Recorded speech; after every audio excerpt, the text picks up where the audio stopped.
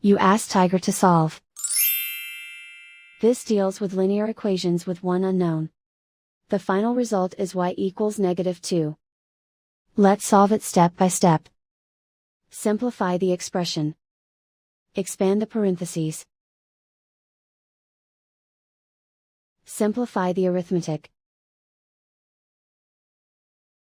Combine like terms. Group all constants on the right side of the equation. Subtract 10 from both sides. Simplify the arithmetic.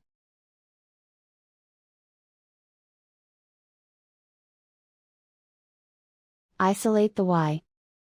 Divide both sides by 2. Simplify the fraction. Find the greatest common factor of the numerator and denominator.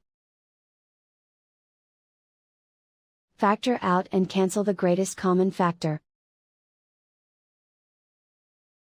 And so the final result is y equals -2.